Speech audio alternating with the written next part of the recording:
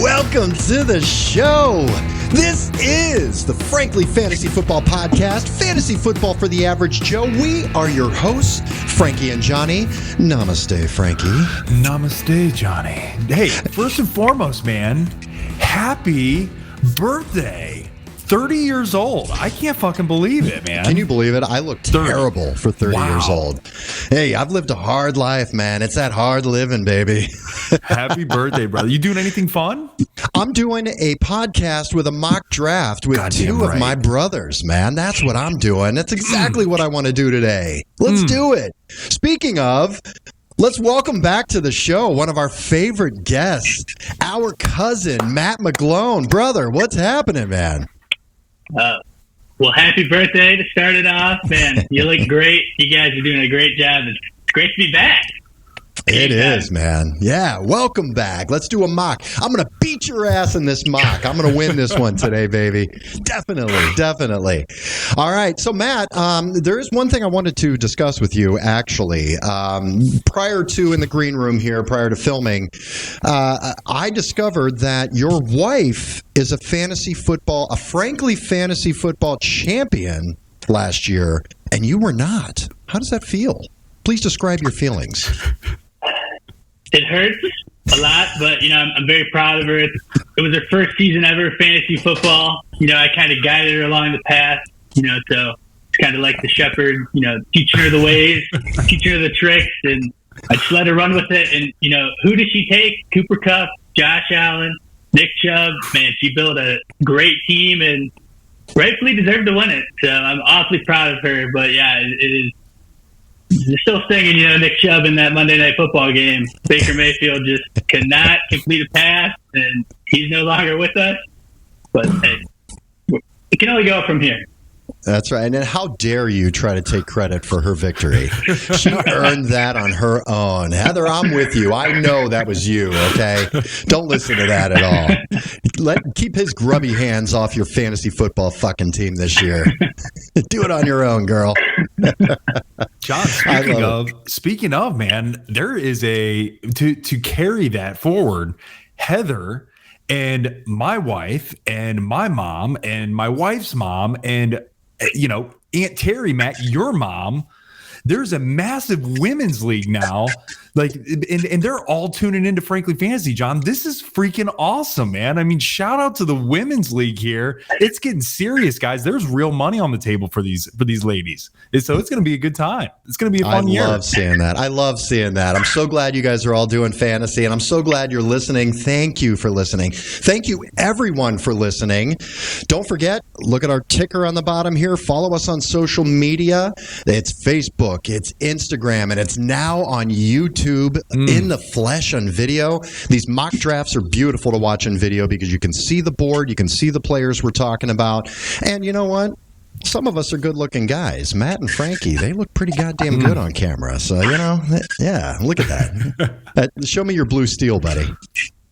Oh, God. That's dangerous is what that is. That's a smolder, baby. Smoldering, Frankie. All right. Thank you so much for joining us, guys. We're doing a mock draft today. So we're going to be doing a 12-team, full PPR, 2 running back, 2 receiver, and a flex draft. No defense, no kicker. We don't need to worry about any of that bullshit. So let's go ahead and pull up the draft board here.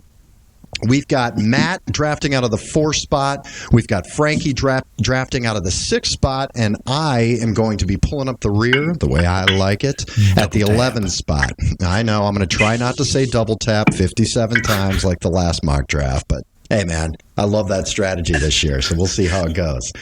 All right, boys, let's get it kicked off, shall we?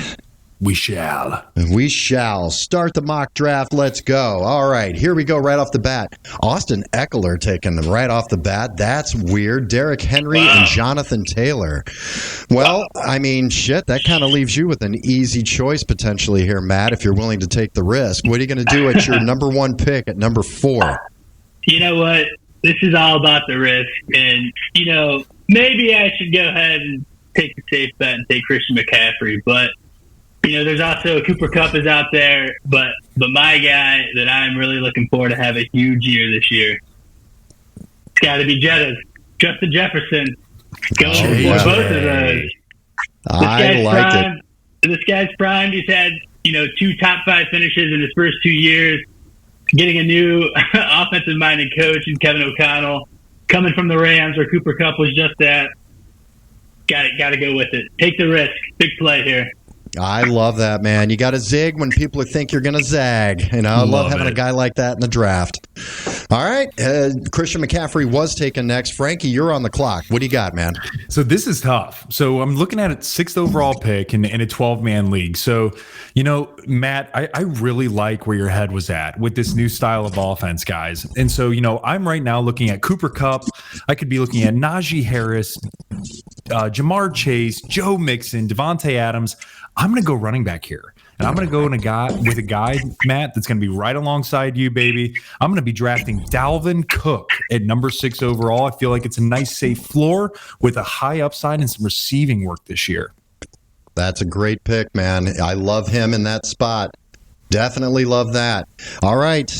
Right after Frankie took Dalvin Cook, we have Cooper Kupp, Jamar Chase, Najee Harris, and DeAndre Swift taken. I am now on the clock, and let's see what I'm looking at here. Running backs available. We've got Joe Mixon. We've got Nick Chubb, Alvin Kamara. Receivers, Devontae Adams, Stephon Diggs, CeeDee Lamb. Do it, John. Tight ends, we still have Kelsey. It's one of those things where you're in the back half here. And yes, I'm going to say it, Frankie. I might look at doing the double tap. I know I said that 57 times in the last podcast, but I'm sorry. Just where the value is in this pick right now, I'm going Devontae Adams all day long. I love him in this spot. Right after I took Devontae Adams, Joe Mixon and Kelsey are there. I'm standing right back here at the 11th spot, and Frankie's laughing because he knows what I'm going to do here. Yeah, I know. So just to look at this, real quick, I could look at Nick Chubb. I could look at Alvin Kamara, Aaron Jones. This is a full PPR, so Nick Chubb doesn't have quite as much value as I would like, especially when I'm looking at the receivers here that are on the board. Stephon Diggs, that's the bottom of a tier right there, and that tier 1, tier 2 for wide receiver. I got to do it, man. I'm doing the double tap with Devontae Adams and Stephon Diggs. If I can start my team off any league with this, I'm very happy about it. All right after I took Diggs, Nick Chubb went, Alvin Kamara, Deebo Samuel, and Aaron Jones. And Frankie, you are on the clock with your second pick. Who are you going to pair up with Dalvin Cook? I'm salivating right now. There's a guy, John, that we've talked about at length. Last year, we were wiping and fucking wiping and wiping. And this year, he's making a comeback. And he just came out this past week and said, basically, F everybody else. He's going to take the NFL by storm. Guys, I'm talking about Saquon Barkley. This is a guy who I think is going to absolutely tear up as my RB2, pairing him with Dalvin Cook. Now I'm setting up a real nice spot to not have to trip out on running backs in that 3rd and 4th round, John. So I love getting Saquon as my number 2. Yeah, it's a good pick. We've talked about this in previous podcasts. We're both pretty high on Barkley. I think this is a good opportunity for him to get back. He's, a full year after the injury here, and we've seen what he can do. So we're both very high on him. He's going to be a guy that's going to make us look like geniuses this year or make us look really fucking stupid. We'll see. Amen. Matt, how do you feel about Barkley this year? It's tough. He's such a phenomenal athlete, but I don't know. Seeing what Brian Dable did in Buffalo, to see the running back production there was awfully anemic at times and often a 3-headed monster at times. Again, great athlete. I'm interested to see how he plays in this offense. He's got the potential to take an 80-yard run every time. So, yeah, I don't know. It's a wait-and-see approach for me. He's just one of those big running backs that I think that are in the second round that by the year end, if he's healthy, I think he's going to be back in that first round next year. So the reason I like him is because of value. I think he has the biggest chance really in that second round to outperform his value, his draft position, basically. Yeah. Yeah. All right, so after Frankie took Saquon Barkley, and he's going to continue wiping and wiping and wiping, still poop. CeeDee Lamb was taken, and Matt, you're on the clock. What are you thinking here, man? Who are you going to pair up with JJ, Justin Jefferson? Yeah, so talking about that value, as you just mentioned with Saquon and Frankie's position, that's kind of what I'm looking at here. Obviously, I didn't take a running back with my first pick. So what I'm not going to do is I'm not going to, just take the safe pick, and be like, I need a running back here. I'm looking at what is the value for me. And I think in this case, after those top 5 to 8 running backs, really everybody else is in the same echelon, right? The same category. So I'm going to go ahead and look at the wide receiver, see who's available there, and there's a guy who I think has the potential to put up really big numbers this year. That's my man Tyreek Hill. He's going to be blazing down in Miami. I like that. It's definitely a risky pick, but man, the upside to that pick could be huge, especially pairing him up with Justin Jefferson. Frankie and I actually talked about Tyreek Hill, and I don't love him as my number 1 receiver on my team, but to have him as your number 2 paired up with JJ, whew, man, that could be, you could have some massive boner weeks there with that team so far. All right, so that puts you in a position. I'll be really curious to see. I love doing the double tap at the end of the draft. Doing the double tap at the front of the draft is really interesting. You don't see a lot of people do that. So I'm really curious to see what kind of magic you pull out of your ass here and when it comes to running backs, because you know what that looks like in round 4 and 5. They're pretty tough. So it'll be curious to see what you pull off here. All right, after Tyreek Hill was taken, Mark Andrews was taken off the board here. Javonte Williams, Josh Allen, first quarterback sighting. Leonard Fournette, Keenan Allen, and Mike Evans. And Matt, you're back on the clock. What are you looking? I know you're looking at running back now. So what are your thoughts here? If you remember on the show last year, I did talk about this interesting strategy that I've been awfully looking to employ. And I'm looking at the running backs available. And, probably the biggest name there is a guy by Ezekiel Elliott, who, his first few years in the league, absolutely great offensive line, catching the ball. But we got a guy named Tony Pollard there now. So I'm looking at the value, and I'm just not seeing the return. You got James Conner available, Cam Akers, David Montgomery, Travis Etienne. What do all these guys say to me? Risky picks, because I don't know. I don't. Yeah. I think they're good players, but at the end of the day, running backs are running backs, and they awfully get hurt, interchanged a lot. So I'm gonna throw the dart here. I'm really gonna throw you guys for a wild spin here. I'm gonna go with the number 1 wide receiver, AJ Brown. Oh wow! All right, I like that. You're absolutely right, though, with that running back group. Love it. None of those guys are a lock. It's not like you're coming into the 3rd, 4th round saying, I've got a locked and loaded RB1 with no competition, no risk, and none of that. Yeah, it's tough. I mean, when you can look at that, wow, I love that starting off at those 3 receivers, man. If you can pull off some shit, and you're the type of fantasy player that you could go through and easily do a 0 RB strategy because you're going to make a lot of trades, you're going to be very active on the waiver wire, and you'll be easily able to plug in, running backs based on injuries and things like that. To start off with those 3 receivers, that's scary, man, if you're playing against me. Nice. A.J. Brown is your 3rd in your flex. Wow. All right, after A.J. Brown was taken, Zeke Elliott, and then Frankie, you're on the clock here, man. So this is interesting, and first and foremost, I want to actually go back a few picks here, John, to that Tyreek Hill pick. Matt, I love that, and that's what John and I talked about. Tyreek Hill makes me a little nervous as your receiver 1.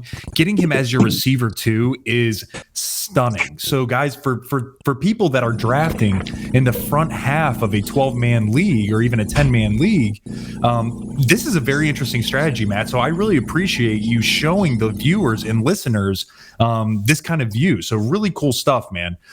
With that being said, now you screwed me, okay? Because now, because you went A.J. Brown, I'm sitting here, guys. I have Dalvin Cook. I have Saquon Barkley.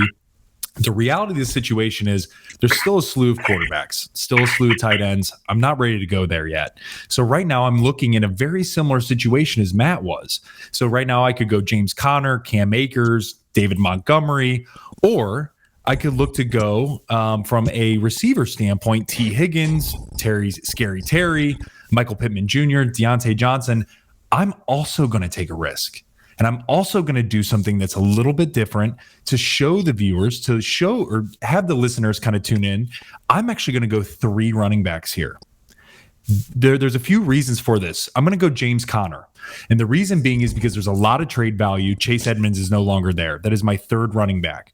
Number 2 is that it gives me depth. If Saquon Barkley gets hurt again, now I have that RB2 all ready to poke in and I don't have to trip out. So John and Matt, I'm really looking forward to see how this team kind of turns around with the plethora of receivers that we've seen that can be there still in the 4th, 5th, 6th round.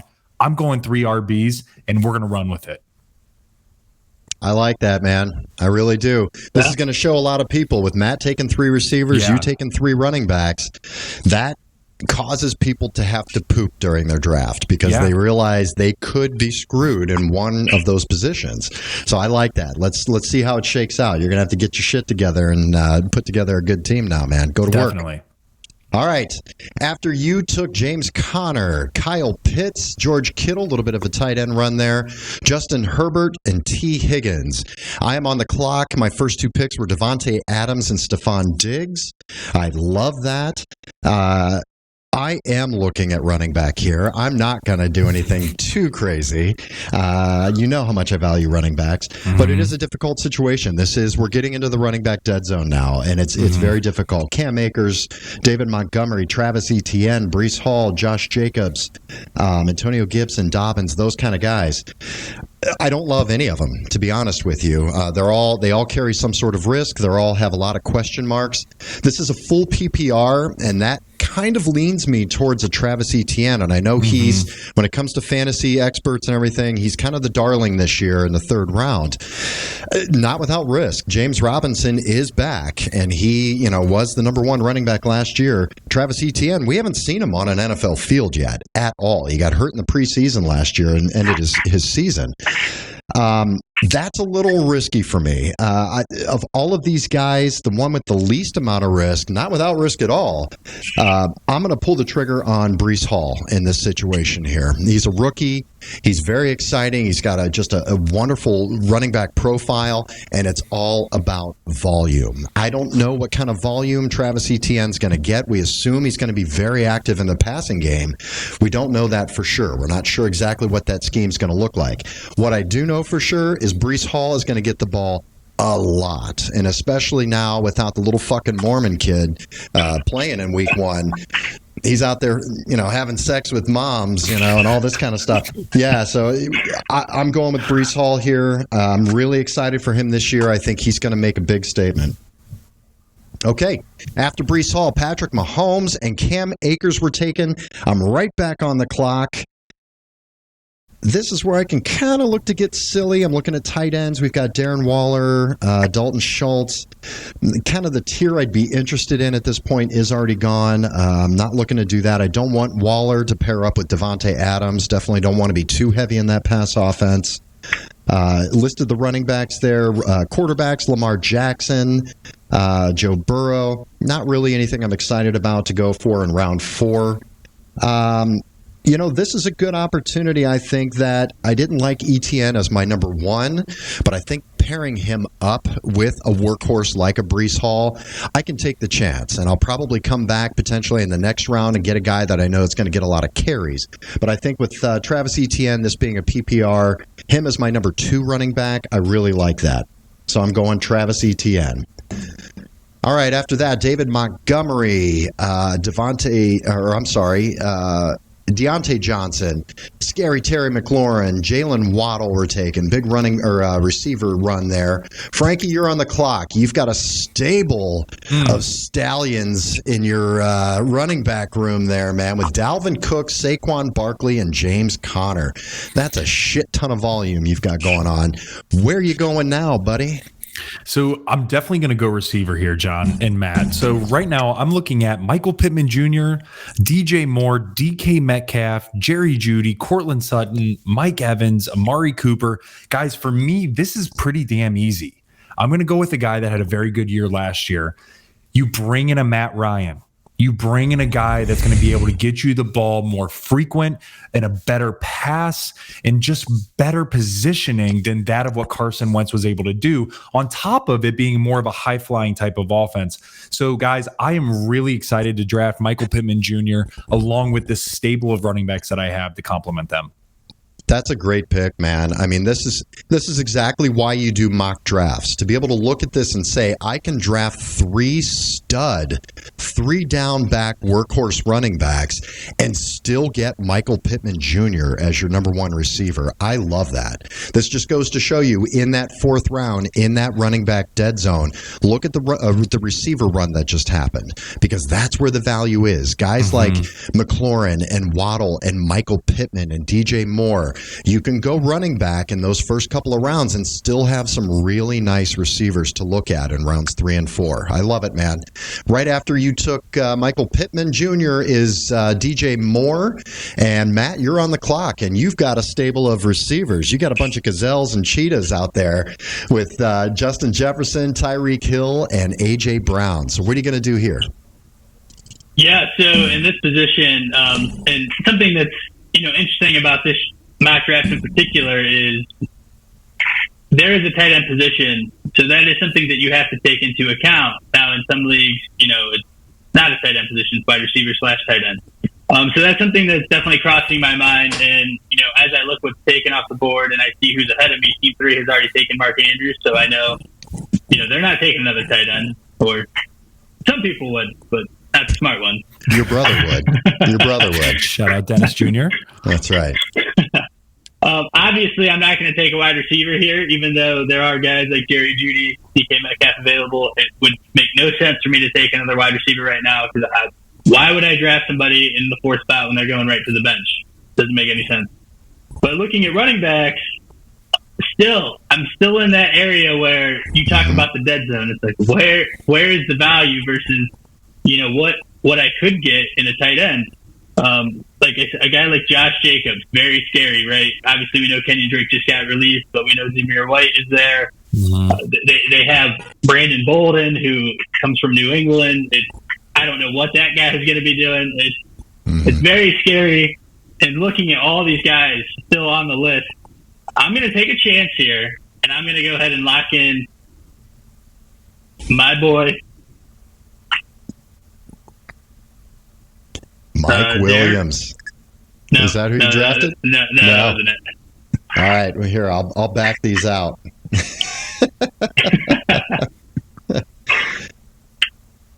Remove, execute.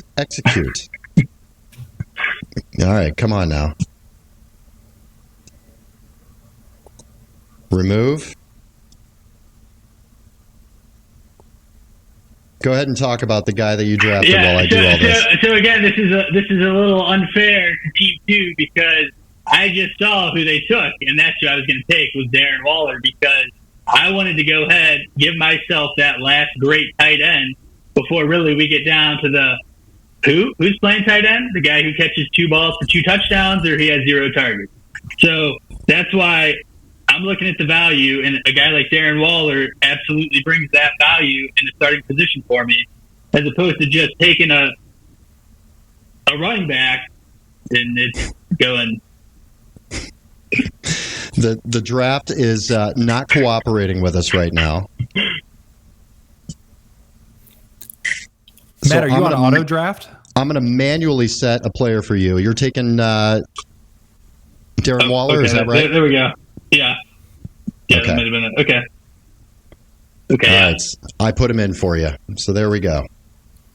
All right, and we're back. Gotta love technology, All right, right after you took Darren Waller, I like that pick. I am starting to free. My asshole is puckering about your running back situation right now, and it's not even my team. So I'm really excited to see what happens. Lamar Jackson was taken. Mike Williams, DK Metcalf, Josh Jacobs, Jerry Jeudy, Marquise Hollywood Brown, who I recently apologized to, and Matt. You're back on the clock. Yeah. So obviously, like I said, we saw when it had filled out. What Team 2 was taking in Darren Waller, so that in my eyes is a good pick, because I know they were looking for a tight end. Obviously, there's no question what I'm taking here, and that's going to be a running back. So I'm looking at my available options. Again, Antonio Gibson is still there. There's a reason he's still there. J.K. Dobbins is hurt. But there's one guy in particular who I'm really interested to see, how he's going to be this year. He did have a little bit of the injury bug last year, but it was his rookie year. And it's in a great running offense, and that's Elijah Mitchell for the 49ers. I love that pick. Wow. I'm a big fan of Elijah Mitchell. When he's healthy, which he's getting healthy, he was a little banged up here in camp, but he's getting healthy. When he's the starter, I mean, he just has an opportunity to take one to the house almost every time he gets the ball. Love that pick. Not bad to salvage there after picking up 4 receivers and tight ends to start off the draft. I love it. You got to have some balls, man. Swing for the fence. Well, that was nice of Team 5 to take that burden of taking Antonio Gibson, because I know none of us are going to do that. No way. So that was a beautiful gift for you, Frankie. All right, Frank, you're on the clock here with your 3 running backs and Michael Pittman Jr. Who are you going to go with here, buddy? I'm feeling really, really good about this squad right now, guys. Obviously, this being a full PPR here, I'm not going to go running back, but just for the listeners and viewers to know, from a running back perspective, there is still a few guys that could pop off. There's J.K. Dobbins. There is CEH. You have A.J. Dillon, Damian Harris, Kareem Hunt, Miles Sanders. None for me.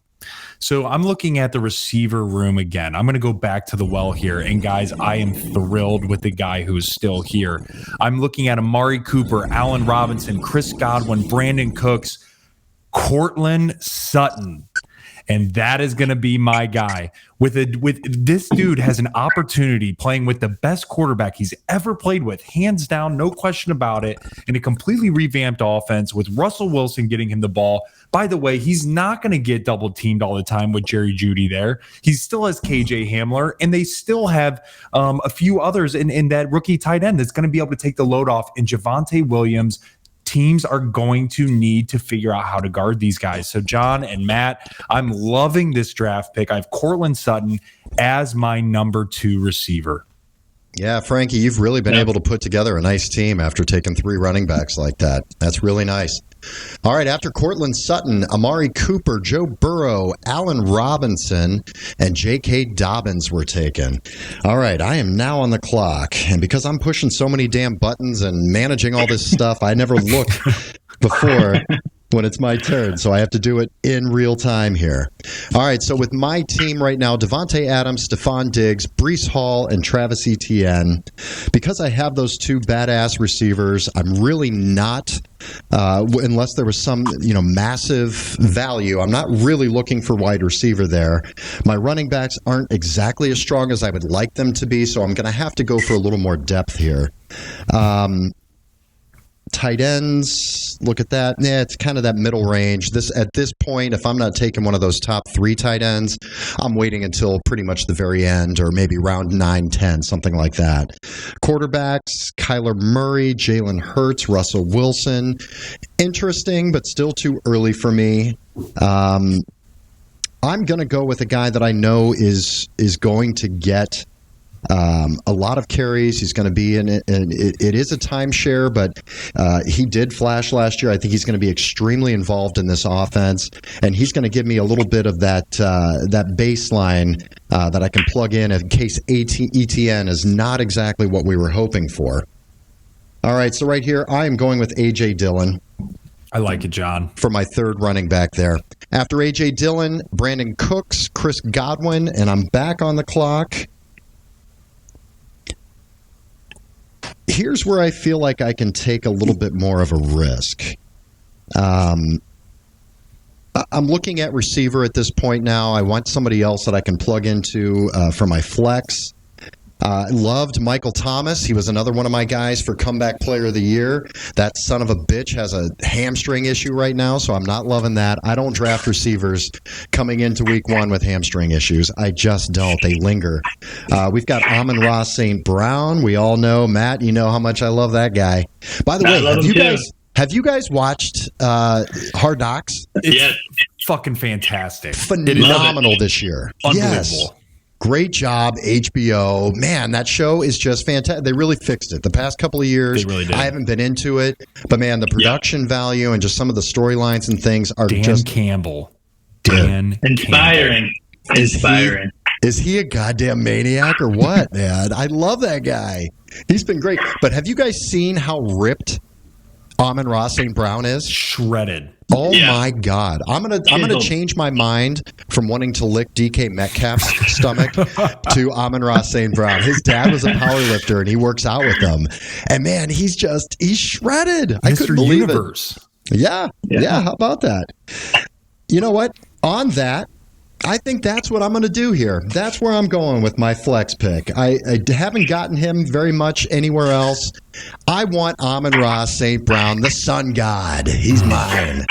After he was taken, Dalton Schultz, TJ Hawkinson, Miles Sanders, Clyde Edwards-Helaire, and Frankie is on the clock. Frank, I'm really loving your team. You've been able to put together a really nice squad after going 3 running backs right off the bat, all absolute studs, and then able to get 2 badass receivers with Michael Pittman and Cortland Sutton. So now what are you going to do? Surprise me. Show me more of your magic. I'll tell you what, I am going to surprise you. And I'm going to really surprise Matt here too. I'm going to go back to the well at receiver.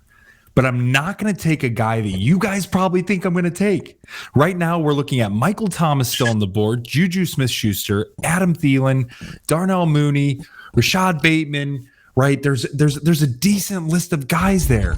I don't want none of them. I'm going to go with a guy that's suspended for 6 games.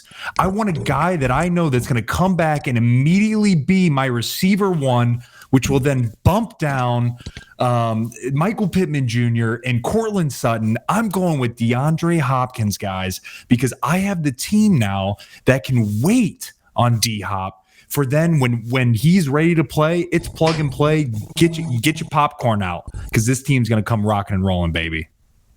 I like that. I like that a lot. It's another risk you take, but this could pay off in dividends, man, come week 6, week 7 when he comes back. I like it. And you know damn well you're not going to be sitting on him. I know the way you play. You know damn well you're trading his ass in week 4 for some other piece. You're going to package him up with like 3 other guys and try to screw somebody. I know you, buddy. All right after Frankie took D-Hop, Kyler Murray was taken, and Matt, you're on the clock. Yeah, I love both the picks. I love Amon-Ra St. Brown. I think he's a great target this year in a lot of drafts. I think Detroit is very underrated going into it, and he's a guy that's going to collect a lot of targets. Could have a very big year, as we saw towards the end of last year. He was on fire. A league winner in a lot of cases. He put on some really good performances. But yeah, looking where I'm at here, obviously, again, looking at the running back after filling in, the 4 wide receiver, tight end positions with the flex, and just looking at who's available. And obviously, there's a lot of question marks now. A guy like Damian Harris, who I'm kind of high on, but recently just got hurt at practice. So again, I'm not sure what that's going to be.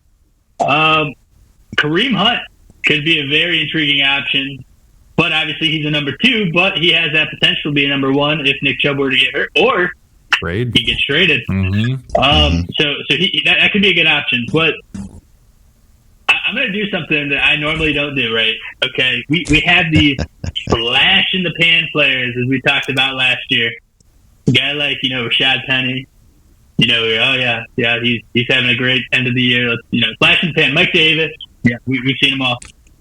But this one guy, I don't know what it is. I really like him. He's a beast out there. He's a little older now, but he's in an offense with a running quarterback that could free up a little bit of space for him. And I'm going to go ahead and draft Cordarrelle Patterson. All right. That is a risky pick. I'm Cordarrelle Patterson, to be honest with you, he's off my board completely. I don't even consider him in fantasy football this year. I'm nervous about him, and he could be fine. It's just he was one of those fluke players last year nobody had on their radar whatsoever, picked up off of waivers because he was a receiver that was basically transformed into a running back that no one saw coming, and he went absolutely apeshit. Eventually, towards the end of the season, they kind of figured it out, and he really started to fizzle. So I'm a little worried and nervous if they're going to really put him into kind of a 3-down workhorse back role. They've also got a rookie that they drafted that looks really strong with Tyler Algier.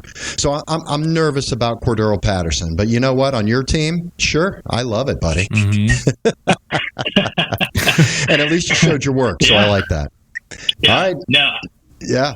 Next we have Michael Thomas taken, Juju Smith-Schuster, Adam Thielen, Darnell Mooney, Jalen Hurts, and Damian Harris. And Matt, you're back on the clock. Yeah, so obviously taking Cordero Patterson, big risk involved, but coming from that Arthur Smith, Derrick Henry type system, obviously he's a bigger guy, was a wide receiver, but built like a running back. And really, I'm just looking for the guys, as you said in your last mock draft, the season is not won in the draft, right? You got to play the waiver wire. So what are we looking for? We're looking for those guys who are going to be able to, we're 2, 3 weeks, 4 weeks out of them. See how long we can, ride the train. So I'm going to go back with another running back here, looking at what's available. Ken Walker, Tony Pollard, Devin Singletary, Rashad Penny. But I like Kareem Hunt's upside here and what he could potentially turn into if he were to get traded. Or as we've seen with Nick Chubb in the past, he has gotten hurt. So I like this as maybe an RB2 or RB1 potentially option, but drafted as my third running back. Yeah, if he gets traded, and listen, J.C. Treader, who was a free agent center that Frankie and I had talked about, we were hoping maybe the Browns could get him back. He's retired. Yep. That came out today that he retired. He's still going to be the NFLPA president, but he did retire. So I don't know if that means the Browns can't get him at all now or not. Browns may have to look at, depending on what their offensive line situation looks like, they may have to use Kareem Hunt as a piece when it comes to trading to bolster the offensive line. So if Kareem Hunt goes to another team, holy shit. I mean, he's an RB1 immediately. So drafting him in, what is that, 7th round, really good value. And even with the Browns, this is a full PPR. You know damn well you can put him in your flex or RB2, regardless of Chubb's status. Great pick. All right after that, Dallas Goedert was taken. Frankie, you're on the clock. All right, guys. So for those listening in, I am right now looking at so on my team right now, I have Dalvin Cook, Saquon Barkley, James Conner, Michael Pittman Jr., Cortland Sutton, and DeAndre Hopkins. So what this is telling me is I'm still okay at running back. I do need to add another receiver piece, though, because D-Hop is suspended for the 6 games. So, guys, right now, what I'm looking at is Rashad Bateman, Gabriel Davis, Drake London, Hunter Renfrow, Devontae Smith, Elijah Moore. There's definitely one guy, though, for me that's separating still from that pack, and I think he has the opportunity to be a massive breakout player this year because of the team he's on, guys, and that's Gabe Davis. I'm really high on this guy this year. I think with pairing him with Josh Allen and what he did last year, but Stephon Diggs being the sole number one, Emmanuel Sanders is no longer there. Cole Beasley's no longer there. Right now, everything coming out of camp, Jamison Crowder hasn't been really performing well, and it's actually my Isaiah McKenzie that's coming in and leading the way for the slot. So what this is telling me, Matt and John, is Gabe Davis has got this locked up. So I think there's a lot of upside to him, and I'm really looking forward to seeing how he performs this year. Love that pick. Absolutely love that pick. Gabe Davis could be one of those guys who's a huge surprise in fantasy football this year on that offense, definitely. All right, so right after Gabe Davis, we had Russell Wilson, Tony Pollard, Rashad Bateman, and Tom Brady. And I am now on the clock. So let's take a look at, with my team, Devontae Adams, Stephon Diggs, Amon-Ra St. Brown as my receivers, Breece Hall, Travis Etienne, and A.J. Dillon as my running backs. I feel like I have a really good balanced team here with some good options that I can use for flex. This is an opportunity I can see about tight end or quarterback potentially. Tight end, Zach Ertz, Dawson Knox, Pat Freiermuth. Quarterbacks, we're looking at Dak Prescott, Aaron Rodgers, Matt Stafford. There's a couple of guys I've got targeted here for tight end and quarterback that I think I can wait another round or two on. So I'm going to look and see what the best value running back and receiver. I think at this point, yeah, you know what? I am going to shore up a little more. I love running backs, and I'm just going to keep going to the well when I see opportunity. You got to take chances because you got to hit on somebody. I see somebody here. This is specifically a PPR draft. This is a new face in a new place. I love this guy. I'm going to go with Chase Edmonds. I think he's going to get a ton of play out of the backfield and in the pass-catching role, as well as running the ball very well. With Miami. So I'm going with Chase Edmonds here. And that's as your fourth, John. For those listening, that's his fourth running back that could be a starter on the team right now. I really like that, man. Yep.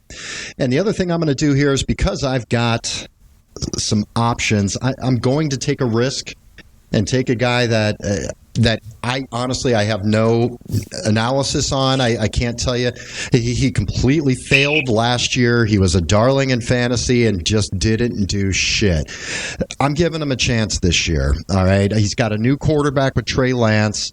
I'm going to go with the receiver, Brandon Ayuk. And the reason why I'm doing that is, listen, I don't want a safe guy. You can look at a Hunter Renfrow. You can look at a Devonta Smith. There's a couple of rookies on there with some bad quarterback play. I don't want to do that. I want upside. And if Brandon Ayuk can be anything of what he profiles out to be, there's a lot of upside there. So this is a guy I don't have to start. This is a guy I'm hoping can blast off and really give my team some upside. So here we go, and let's go Brandon Ayuk. I love being able to take chances like that. And if you draft well early rounds, you can feel like you can take some chances.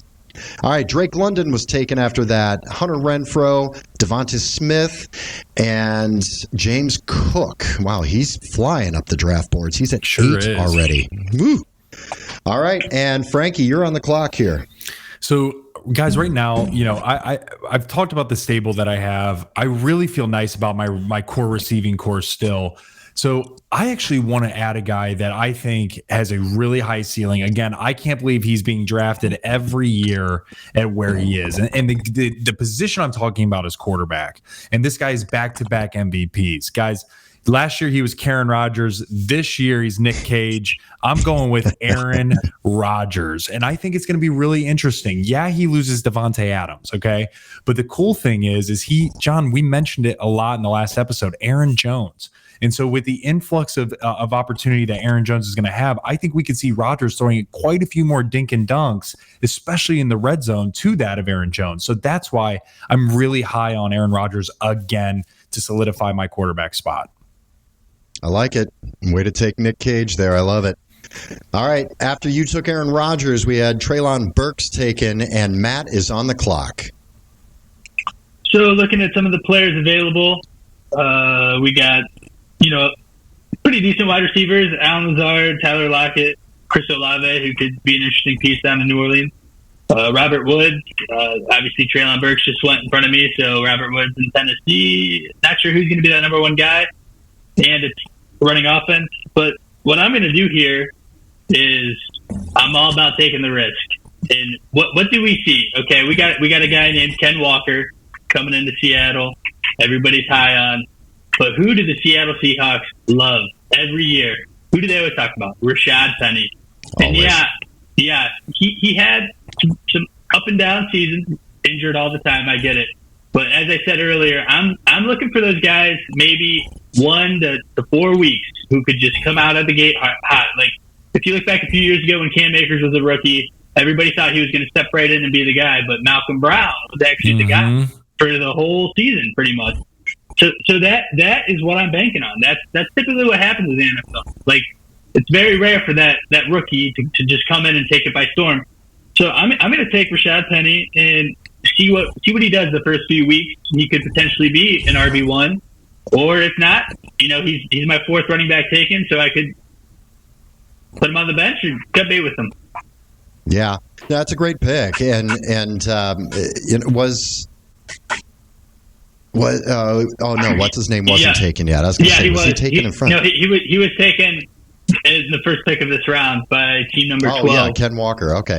Yeah, which is funny, man. I mean, to take Ken Walker at this point in front of Rashad Penny seems silly to me. I mean, you're really banking on the future with him. He had hernia surgery. He's definitely going to be ginger coming into the season.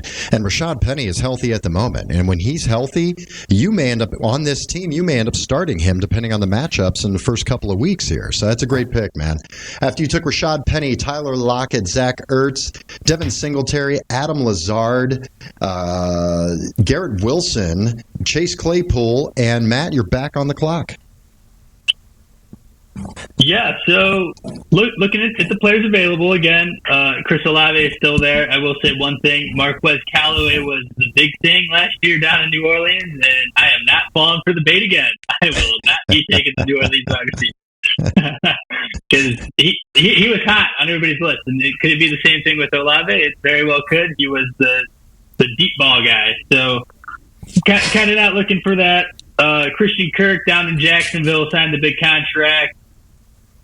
We'll have to see. But a guy that, as I talked about it with the last pick, coming over from the Rams, Bobby Trees is always there. He's always that guy. So it's somebody I have to take. He's a safe play for me as a wide receiver 4. Something I'm just looking to shore up the wide receivers. Not a guy I'm looking to start every week, but a fill-in for a bye, just a good guy to have on the bench, and he typically sees a lot of volume. Obviously, he's in a new offense this year, but I like his upside. Yeah, that's such a great insurance policy pick. I mean, where he's being drafted, you can get Robert Woods in round 9. You've already got all of your starters, hashed out at this point. You can put him on for depth. I think he's just a wonderful depth piece. He's not a boom bust guy. He's not a guy you're, going to be concerned about. If you need him, he's there for you. I love it. All right, right after you took Bobby Trees, Dak Prescott was taken, and Frankie is on the clock. All right, guys. So, I from what we've talked about, I do have a nice stable of running backs. And then I went Michael Pittman Jr., Cortland Sutton, D-Hop, Gabe Davis, Aaron Rodgers. I need to go back to the well at running back here. It's just pulling at my heartstrings. I really want to shore that up. But I'm actually torn between 2 guys. And right now, who I'm looking at and the individuals that are available are Melvin Gordon, Ramondre Stevenson, Damian Pierce, Michael Carter Jr., James Robinson. And so for me, there's 2 guys that I'm really stuck on, and I'm actually stuck on as I'm talking right now. And I think I'm going to go with one because I think he has the ability to be a little more clear-cut.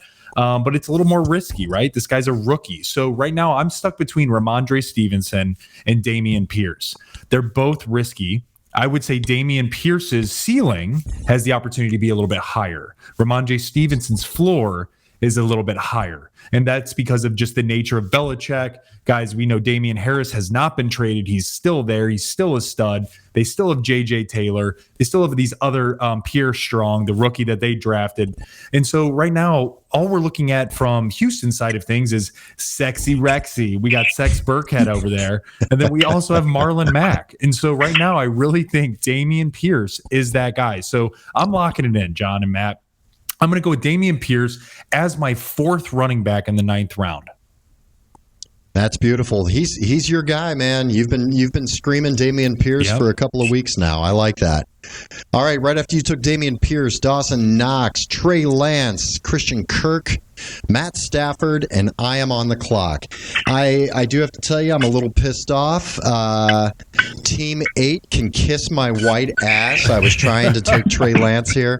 Round 9 is my Trey Lance auto draft pick. I mean, if I can get him in round 9, I'm doing it every single time. I don't even think about it. He was taken, though, so let me take a look here.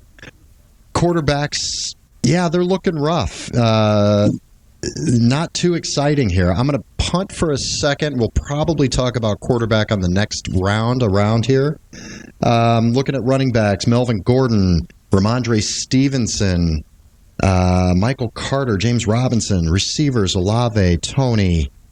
The one value I see here that is somebody that I could start even week 1, I'm going to go with Ramondre Stevenson. You just talked about him.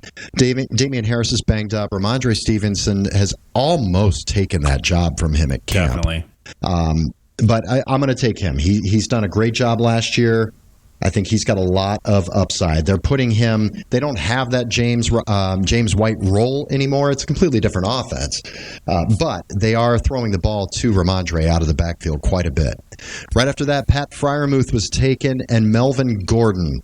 This is where I'm going to come up, and I'm going to do something really nice here. I don't love the rest of the quarterbacks on there, but this is round 10. I feel fine about taking a quarterback, and I'm going to go with the stack. I'm going to stack up college teammates with Devontae Adams, and I'm going Derek Carr.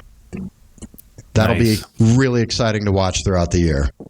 After Derek Carr, we have Sky Moore, Michael Carter, Chris Olave, and James Robinson. Frankie, you are on the clock with your round 10 pick. So, guys, this is when the late round picks come into play. Not a lot to talk about. I mean, we can't go into a lot of detail, but really it's going to be pretty just filling out your roster at this point. So for me, I'm going to look at tight end. And so I'm looking at Gesicki, Cole Kmet. I'm not even going to give Denver's rookie, give that a go, John. Alberto? You don't want Alberto. Alberto. I just can't give him a go. I cannot pronounce that name. I don't know. Only because you can't pronounce. That's the only reason. Are you drafting him because you can't pronounce his name? No, but I'm going to try to give it. Do it. Aquabinum. Oh yeah, you fucking nailed it, Frankie. That was God, crushed it. Crushed it. Aquabinjunum. That's a little bit closer. That sounds even better. That's got to be right. Let's go with this. I'm not going to draft him. I'm going to go with Cole Kmet. Let's just do something a little bit along those lines. But I do like Cole Kmet, guys. He was very involved in the offense. I think, with them not having Allen Robinson, Justin Fields has already had synergy with him last year. I think there's an opportunity for Cole Kmet to be a top 12, top 11 type of tight end this year. Good to know. Anybody, future reference, if you're drafting with Frankie and he's coming up after you or before you in the draft, if there's a guy he cannot pronounce, he will not draft him. So just so everyone knows, that's a good tip. I'll take that into consideration if I'm right next to you in the draft. All right, right after you took Cole Kmet was Mike Gesicki, another tight end, and Matt McGlone. You're on the clock here, round 10. So looking at the three teams that are going to be picking after me, so for 6 picks coming up here, I see that all of them already have a quarterback, and I am the last one to not take a quarterback. So for me, there's no point in taking a quarterback. If they want to take a second quarterback, that's on them, because the difference between 15 and 16, minimal. So I'm not going to reach here and just take a quarterback because I need him. What I'm going to do is I'm going to really toy with Frankie here. And I'm going to take. I'm so sorry, but he gets hurt every year. And who is that guy that comes in? Talking about the handcuff, Alexander Madison. Alexander Madison. There you go. Damn you. There you go. Nice. And we talked about this before about taking other people's handcuffs and how much more of a net gain that is than taking your own handcuffs. So nice work there. Kadarius Toney, Tyler Boyd, Kirk Cousins, Justin Tucker, kicker sighting. What the hell are you taking kickers for? Rams D, Bills D. Matt, you're back on the clock. You got a few gifts there. They took some defenses and kickers and a quarterback and left some talent for you. What do you got? Yeah, so again, as I said, Kirk Cousins went a guy I was looking to pair with Justin Jefferson, but I can't be mad. I don't want to draft 2 quarterbacks because I don't want to be put in that position every single week. Who do I play? Who is the guy I want to play? Right?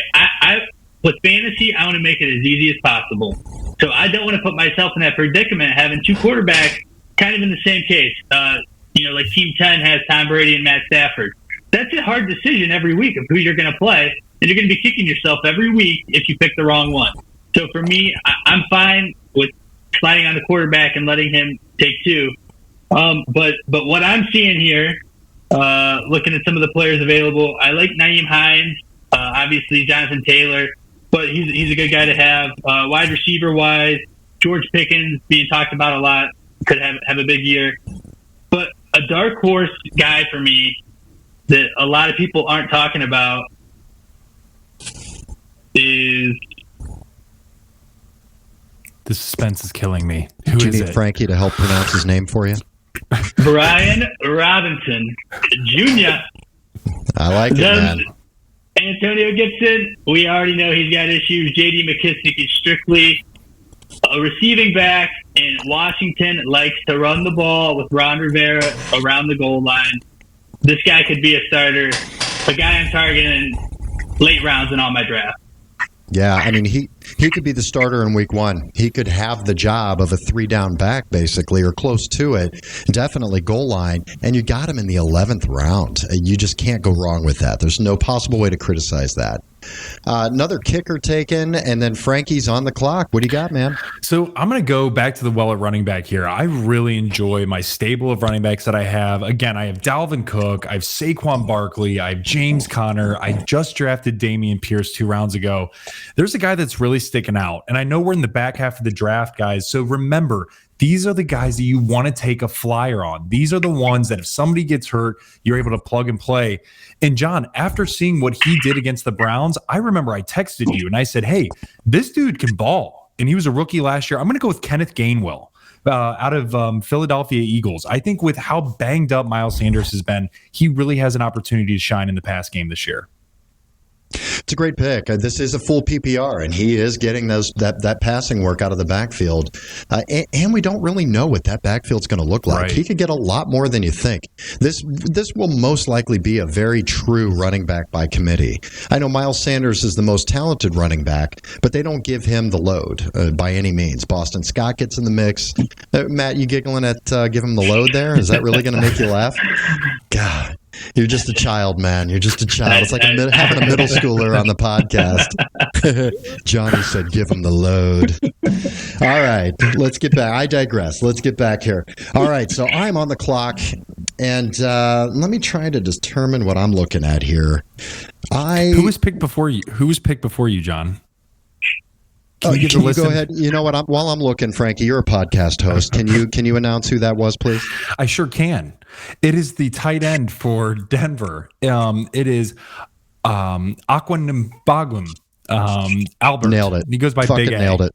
Yeah, So, you got it, dude. That's perfect. Rookie tight end. You should be a teacher. I'd feel bad for the kids. Who are you looking at, John? All right. Well, here's what I'm looking at. I'm completely punting on tight end because there's nothing here that I like at all. My big teardrop really at tight end, if I can get in the late rounds, I missed out on both of them. It's Dallas Goedert and it's Zach Ertz. Both of them are gone. So if I don't get those two guys, I'm basically drafting my tight end as one of my last picks. Here I want to go for, I do like Julio Jones. I think, like we talked about, I think his value is huge this year where he's being drafted. If he stays healthy, he's going to be very much involved. I've got a lot of good receivers, though. So this is not somebody I'm looking at that I want a nice floor. I want upside. The rest of my picks are going to be all dart throws and upside picks. I've said before I want a piece of that Kansas City passing game. I don't know what it's going to look like yet. I'm going to go with MVS here because I want a piece of it, and he's the guy who's there at this value. You really can't go wrong. You can just throw him away. This is round 11. Marquez Valdez-Scantling it is. New Orleans Saints were taken, and George Pickens were taken. I'm back on the clock. And again, I'm going to swing for the fences here. I'm going to take a guy, Frankie, I know that you like very much. It is another rookie, and it is somebody that I think could have major upside. This is what I'm talking about, upside. I'm going to go with Christian Watson, receiver for Green Bay Packers.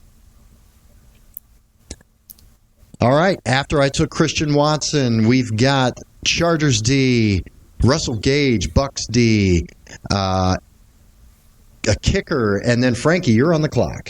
So I'm going to go back to receiver here, guys. So again, looking at my team from a receiving standpoint, I do have Michael Pittman Jr., Cortland Sutton, D-Hop, Gabe Davis. I want to shore that up a tiny bit. And so I'm looking at Julio Jones, Jarvis Landry, Michael Gallup, Rondale Moore, Devontae Parker, right? So all these guys are kind of in that same realm to me. And so what I really want to do is I'm actually going to take a flyer here, and I'm going to go with the old guy. And I'm going to sit him on the bench for a while, knowing that Tom Brady's going to be throwing him the ball. I think that there could be something there. So I'm actually going to go with Julio Jones for Tampa Bay. And so, again, we're looking at him as my fifth receiver, guys. It's not a bad fifth receiver. You're not drafting him as your, flex, even your fourth. Yeah, love him this late in the draft. I just think you can't go wrong. If he does get hurt, he does have some soft tissue issues, you could just toss him out. At this value, it's not a risk at all. Love it. 49ers D were taken, and then Matt, you're on the clock. So at this position, I'm going to go ahead and look at the quarterback room. A guy, like I could do the double dip with Tua and Tyreek Hill, but a guy that really has some upside, I think, number 1 overall pick, struggled a little bit as a rookie, but phenomenal talent. I'm really interested to see what they do down here in Duval County. Let me go ahead and take Trevor Lawrence. And I think he has the potential to be a top 10 quarterback. We've seen him at Clemson. He had some pretty good throws last year as a rookie, and I just think being with Doug Peterson now, it's going to be a better fit. That Urban Meyer era was throw it out the window. Let's give him a chance now. He has his old college roommate back, and Travis Etienne in the backfield with him. So I'm going to roll with Trevor. I like that. He could absolutely be a post-hype sleeper for quarterback this year. All right, we had kicker taken, Nyheim Hines, Cowboys D, Jarvis Landry, kicker, and Hunter Henry. And Matt, you're back on the clock. This is your second to last pick here. So at this point, as Frankie was alluding to, we're looking at those flyers. Who are going to be these guys that could come in, dart throw, but really catch fire? A guy, Rondale Moore, was kind of like that last year, but looking at what Arizona is this year, not really feeling it. A guy I'm going to take a chance on is he's got that high floor, Jacoby Myers. Yeah. Not a fan of the offense, but just a guy who I can fill in if I need to. Not looking to start him. Definitely. And in a PPR, he's got much more value, too. Absolutely. All right. After Jacoby Myers was what's White's first name, Frank? Rashad White, the rookie running back for Tampa Bay. Okay. Frank, you're on the clock. Second to last pick. So it's going to be easy for me, guys. I need to fill out my team. It's going to be a defense or a kicker here. So I'm actually going to go and look at from the defensive side of the ball. And guys, one thing I want you to think about when you're drafting defense, outside of the top few, right? Really, who gives a shit? But if you want to dive in a bit more, look at who their matchups are. Look at who the strength of schedule is. And so right now, just a little nugget, NFC North is playing very, very, they have the lowest strength of schedule. And so, or third lowest. So I really like the Packers defense. Anybody that you can get in the NFC North right now, guys, is pretty much gold outside of that of the Bears, because they're going to be pretty bad. So just as a nugget, think about that as you're drafting defenses. All right, Packers defense is taken. Isaiah Spiller, Darrell Henderson, Tyler Higbee, another kicker, and I am on the clock. So this is pretty simple at this point. I just have to fill out my tight end and my defense. I'm not drafting a kicker. So let's see here. Tight end, I'm going to stream for sure. You know what? I'm going to go with a hometown boy here. I'm going to go with David Njoku. I think he's going to be definitely very involved in the passing offense. I don't think there's going to be a ton of volume, but I do think Jacoby Brissett is going to favor the tight end a little bit here, and he's just an absolute athletic freak. So I'll take a chance on David Njoku for my tight end. Tua was taken, and a kicker. And I am on the clock to fill out my defense and call it a day. And I love the Colts defense. They're right first on there. And I think they're going to be strong this year. All right, Rondale Moore, Broncos defense, Michael Gallup, and Ronald Jones. Wow. How sad is it? Ronald Jones has fallen to the 14th round. Wow. All right, Frankie, your last pick. So, John, you mentioned you're not going to draft the kicker. And the guys, we mentioned this last year as well. That's definitely a strategy you can do. You'll just need to drop a player before the season starts. And it's basically a security policy or an insurance policy, really, to make sure that, hey, if any of your players get hurt, that's the person you're probably going to drop, et cetera. So, John, that's really nice. I'm actually going to mimic that because really it's a kicker who really cares. So I'm actually going to take a flyer on a receiver here. And there's a guy that I'm really looking at, and it's one of your guys that you've been touting very highly of, and that's going to be Devontae Parker. I think he's a really, really nice last round flyer that you can take on a receiver, or excuse me, on a Pats team that really doesn't have a clear cut defined number one outside of maybe Myers at this point in time. So I think Parker is a very interesting 14 round pick. Yeah. It's a great last round pick. Love it every time, man. All right, Matt. In between was Tyler Algier, rookie running back for Atlanta. Matt, your last pick. Yeah, so as you guys talked about not drafting a kicker, what I typically do is I don't draft a defense because outside of those, maybe 5 stellar defenses, it's basically streaming every week. Mm-hmm. And I know we're in the preseason right now. We know who's playing week 1, taking a good guess. But I'm going to roll with the kicker and Nick Folk, knowing that the Patriots struggle scoring as they did last year. So he's got a real safe upside for me of, maybe making a lot of points in that kicker position, making up, maybe 2 points in the quarterback area for me. Okay, I like that. Yeah, it's a good strategy. At the end of the draft, if you've got a week or so in between your draft and the regular season, don't draft a kicker or don't draft a defense, because at this point you're going to be streaming those positions anyway. So you might as well take a chance on a backup running back or a flyer receiver, because somebody could get hurt prior to the season starting. You could have a nice little piece of gold there, a little lottery ticket on the end of your roster. So I highly recommend doing that. I do it every single year. All right, guys, let's look at this. Great job. Let's do a little roster baiting here. What do you guys think about that? Let's do it. Yeah. I'm always down to roster bait. Yeah, you are the roster baiter, man, for sure. All right, Matt, let's look at your team. Why don't you break it down here and tell me your thoughts on it and what you think you could have, maybe you've done well or maybe you could have done better. Yeah, so definitely did the 0 RB strategy here. Waited until the 5th round to take my first running back. This could have a lot of perks, or it could have a lot of cons. But what I see and what I have at the running back position, I actually ended up drafting, I think 5 running backs or 6 running backs, and every single one of them have the potential to go on these 2 to 3 week spurts of maybe starting, maybe scoring points.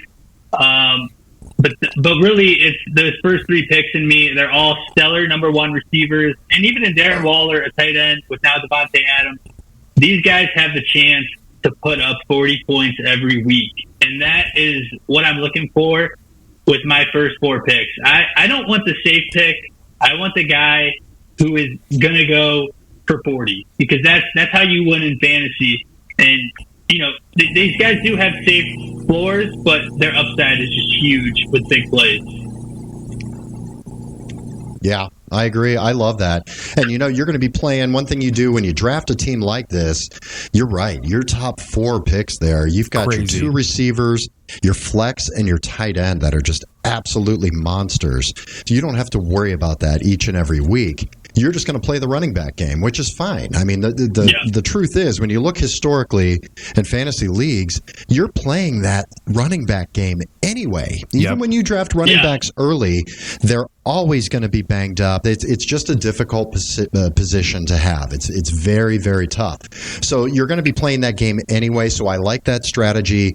You draft those 4 badasses right off the top. And then you went 4 running backs in a row, a receiver, and 2 more running backs. So you're going to have some options there of playing that game of matchups and who's in the best situation from week to week to plug in at running back. I think you put together a really nice team here. I think getting Kareem Hunt and Rashad Penny. I didn't love your Patterson pick there at running back, but you really made up for it with Kareem Hunt and Rashad Penny, because those guys could start for you week 1. So I really like what you did with this team. This would be scary, man.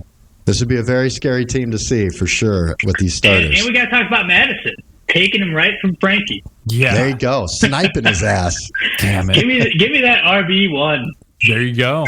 He proved it last year when Dalvin Cook went down. He stepped in and was 20 points. That's for sure. Yeah, definitely.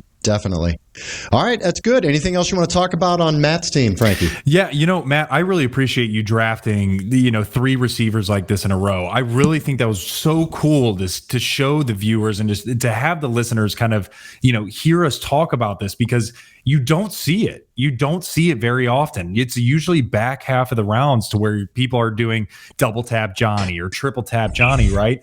And you did it at pick 4. And so this actually helped me out a lot, because to be quite honest with you, Matt, I would never have thought to do that. So this was really interesting. I'll tell you what, in a real draft, me personally, I'm going to stay away from it. And it's just because I need a little bit more stability from a running back situation. Again, you're in our leagues and you're phenomenal at what you do.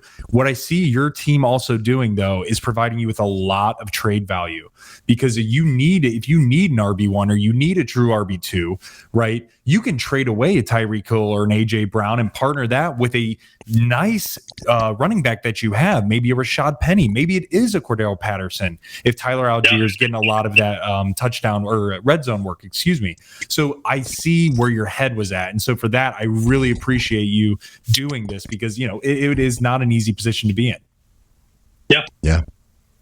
All right, Frankie, why don't you break down your team, man? Roster bait for me. So, guys, looking at my team here, right now I have Dalvin Cook, Saquon Barkley as my starting running backs. As my starting receivers right out of the gate, I have Michael Pittman Jr., Cortland Sutton. My tight end is Cole Kmet. And then my flex right now, I could have James Conner, which would probably be my flex. Until looking at my bench, I have DeAndre Hopkins, I have Gabe Davis, I have Dameon Pierce. I could have Kenneth Gainwell, Julio Jones, and Devontae Parker, guys, with my quarterback being that of Aaron Rodgers. So one thing that I really liked here is I wanted to try 3 running backs in the middle of the round. I've never done it before. I actually really don't ever want to draft in the middle round, because I always feel like it's just a very average team. You're usually, picking, middle of the road receivers with, an average style running back after your first and maybe second pick. But what this showed me is maybe I do want to be a little bit more in the middle of the draft for this year. It was really interesting because of the depth, because, there's that dead zone in 5, 6, and 7, guys, with the running backs. I was able to avoid that and get the value from the receivers that were still there. Really, what I'm looking at this team, guys, and correct me if I'm wrong, you could argue that I have 2 receiver 2s right out of the gate, not including D-Hop. Right. And so if D-Hop comes back and is even a fraction of himself, guys, we're talking 3 receiver 2s with 2 RB1s and James Conner an RB1/RB2. And so I really did like this team. I think it developed interesting and very well. I like this a lot better than what I drafted in our previous mock draft. And, I was the guy doing the double tap. Guys, I don't know what your thoughts are, but I do. I feel really confident about this team. I feel really well-rounded. There's trade bait. There's trade value. What do you guys think? I really like what you did there. Yeah, I mean, because it's difficult to take 3 running backs in a row and then try to put together a receiving core. But what you showed us, first of all, I love Michael Pittman Jr. and Cortland Sutton this year. I'm perfectly happy with those guys being my wide receiver 1s when you can put together a stable of studs like you did at running back. So the fact that you were able to get that in round 4 and 5, get that kind of value at receiver, it's really great. I think you showed us a lot here that you can go running back heavy and still hit those receivers in 4 and 5. I really like what you did there. I don't love the Hopkins choice. I was just looking of how could this have looked a little different. If Michael Thomas were completely healthy, I would have thrown him in there, and that would have been a slam dunk in your flex. But looking at this, what I would like to have seen differently, I think that would have made this team an A+ to me, would have been probably a Juju Smith-Schuster in that DeAndre Hopkins slot, because then that Juju is probably the number 1 in Kansas City right now, and you'd be able to plug him in. You'd have a choice between James Conner and Juju in your flex. I really like that. Really like that. But you've got the talent on the team to be able to take Hopkins and sit on your bench for 6 weeks, even though we know you're going to trade him in 3. Definitely. First week. No, I really like the team, and I think a lot of people sleep on James Conner every year. And looking at the statistics, the Arizona Cardinals are actually the number 1 team at running the football on the 1-yard line. So that's a guy who's going to score a lot of touchdowns. I would say the one pick that I maybe would have did different is I would have went with DJ Moore over Michael Pittman. I like DJ Moore, and I like what he did last year towards the beginning of the year. And I do like Baker. I think he's a big step up from Sam Darnold. So I think we see a lot of wide receiver 1 potential in DJ Moore, and he's still young. And I mean, Michael Pittman is too, but Matt Ryan worries me a little bit with the deep ball. Could it be like a Peyton Manning in Denver where he struggled to get the ball downfield? That's really my only concern. Could be interesting with DJ Moore, especially with Baker. That I definitely think that that's something that could be very interesting for those listening and watching. Guys, I mean, if they find synergy and get hot, I mean, DJ Moore could be what he showed beginning half of last year. He was top 7 receivers up until I believe it was week 11 or week 12. I mean, that's deep. And so by that time, Matt, that's a good call out. So yeah, you could make that argument for DJ Moore for sure. Yeah, DJ Moore he's an excellent receiver. He's very much like a Terry McLaurin. Great route runner, great hands, very good after the catch. He's just had shit quarterback play his entire career. So yeah, if Baker Mayfield, is definitely the best quarterback he's played with. So that could be interesting. I think a lot of people do sleep on DJ Moore. He's just kind of one of those guys nobody gets excited about, but he's always a very, very solid wide receiver 2 with wide receiver 1 potential. Definitely. All right, let's get to my team here. I almost forgot what I did here. It's been so long. All right, so I did the stack with Derek Carr and Devontae Adams. I am going to enjoy that if this were my team. But I did the double tap. I said it 57 times this podcast, Frankie. Devontae Adams and Stephon Diggs as my starting receivers. I've got Breece Hall and Travis Etienne as my starting running backs. And I've got a choice between A.J. Dillon, Amon-Ra St. Brown, Chase Edmonds, Brandon Ayuk, and Ramondre Stevenson at flex. So what I like about my team here is that I've got 4 guys I can consider at flex easily. A lot of guys that are starting here. Looking through of what I don't like about it, it's pretty solid. My running backs are risky for sure. I've got 2 guys that I'm probably going to be starting that have never played a snap in the NFL in regular season yet. So that's a little scary. But having A.J. Dillon and Chase Edmonds, I think we know who those guys are. I can plug those guys in at running back if I need to. Ramondre Stevenson's another guy I can plug into if I need it. But otherwise, as far as dart throws and upside guys with MVS, Christian Watson, I really like the team that I drafted here. I mean, it's one of those teams where you can really, it gives you a lot of options and you can play just about anyone. John, I think 2 picks that really stand out to me, man, is round 8 and round 9. Ramondre Stevenson and Brandon Ayuk. I think that those are slam dunk picks. And what's interesting is, you and I talk a lot about this, and I always kept saying this year I kind of want to be in the back half of the draft. Well, after a bunch of mock drafts, after the one we did last week with me being in the back half and you being in the back half this year, I don't know if I want to be. And that's the reason being is because it makes me nervous at running back. And it's a little bit similar to Matt, too.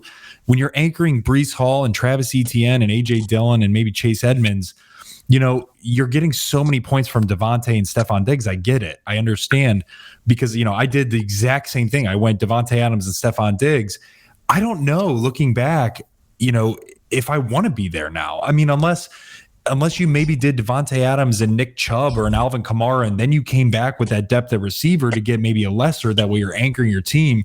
But I think this is really good because I think this is kind of proving out to be, hey, this is a high risk, high upside type of pick at 10, 11, and 12 to where you can be absolutely boom, or if one of these guys get hurt, your team is bust. And I think that this is really good. It almost validates, John, like some of the stuff that we've drafted and we've continued to show.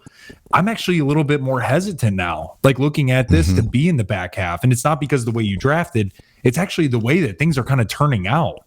And as weird as that sounds, I mean, what do you think, Matt? Yeah, I mean, I totally agree. And I think it's the RB dead zone. It is a scary place to be. And that is where you fall in very early when you're in the back half of the draft. I mean, really outside of Nick Chubb, I mean, Alvin Kamara is a guy, he could be suspended later in the season. So if that's somebody I really want to take a risk on as my RB1 or RB2. But I like what you did, Johnny. I think Devontae Adams, Stephon Diggs, and Amon-Ra St. Brown, people are still sleeping on. I really like that pick. He's going to be a strong flex. And A.J. Dillon is going to be playing a lot. They don't have a wide receiver in Green Bay. Oh, actually, they do. His name is Aaron Jones. So what does that tell me? He is going to be on the field a lot like he was last year. I think he did a good job. Breece Hall is scary for me, especially with a guy like Michael Carter who played so well as a rookie. But they obviously went up and got him early in the second round. But I do like Etienne as well. I think that he is going to be a PPR machine. as he was at Clemson, and he's playing with that same quarterback, that same roommate I was talking about when I drafted Trevor Lawrence. So I think you filled out the team very well from a very difficult draft spot.